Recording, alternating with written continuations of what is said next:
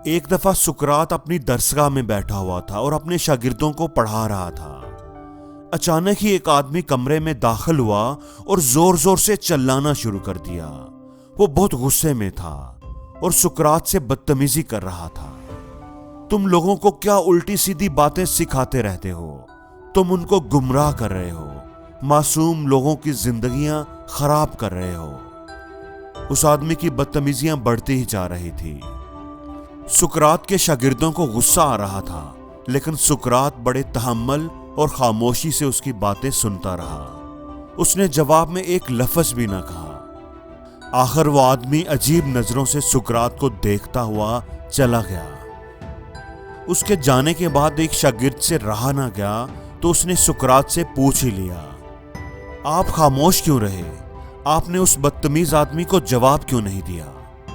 सुकरात ने मुस्कुराते हुए सवाल किया, अगर कोई आपके लिए तोहफा लेकर आए और आप उसे कबूल ना करें तो फिर वो तोहफा किसका हुआ? शागिर्द ने कहा कि वो तोहफा लाने वाले को अपने साथ वापस लेकर जाना होगा। वो तोहफा उसी का रहेगा जो उसे लेकर आया था। सुकरात ने कहा कि बिल्कुल ऐसे ही इस आदमी ने आकर मेरे साथ उल्टी सीधी बातें करना शुरू कर दी।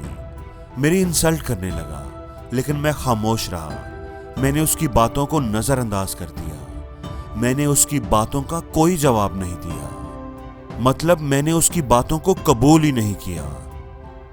आखिर वो आदमी शर्मिंदा होकर वापस चला गया और वो सारी फजूल बातें जो उस आदमी ने की थी वो उन्हें अपने साथ वापस लेकर गया है। इसलिए अब आप उस आदमी की बात छोड़ दें और अपनी पढ़ाई पर ध्यान दें। दोस्तों, हमेशा ये बात याद रखना कि जैसे ही आपने किसी इंसल्ट को रिएक्ट किया तो मतलब आपने उसे कबूल कर लिया। रोजाना कितने ही लोग हमारी गैर मौजूदगी में हमारी पीठ पीछे हमारी बुराइयां करते हैं, किसी और के साथ बैठकर हमारा मजाक उड़ाते हैं, हमें बुरा भला कहते हैं। तो क्या उनकी बातों से हमारी जिंदगी में कोई फर्क पड़ता है? क्या हमें गुस्सा आता है? हमें कोई फर्क नहीं पड़ता, क्योंकि हम उनकी बातें सुन ही नहीं पाते। वो लोग बस अपना टाइम और एनर्जी ही बर्बाद करते हैं, बस अपने दिल की भड़ास निकालते हैं। तो अगर कोई हमारे सामने आकर हमारे बारे में कुछ उल्टा सीधा बोलेगा, हमारी ऐसी बुराई करेगा जो हमारे अंदर है ही नहीं, तो वो भी हमारा कुछ नहीं बिगाड़ सकेगा। इसलिए उसकी बातों का बुरा मनाने और उन पर गुस्सा खाने की बजाय उन्हें इग्नोर करें, उन्हें सुनी अनसुनी कर दें और अपने काम पर ध्यान दें।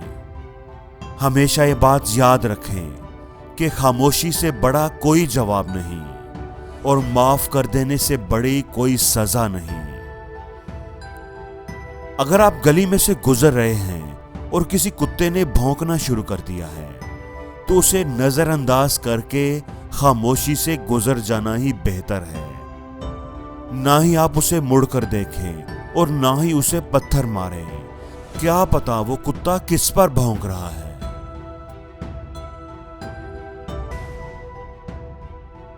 और जिंदगी में हर रोज कुछ नया सीखो, नया सोचो, नया करो, लर्न करो।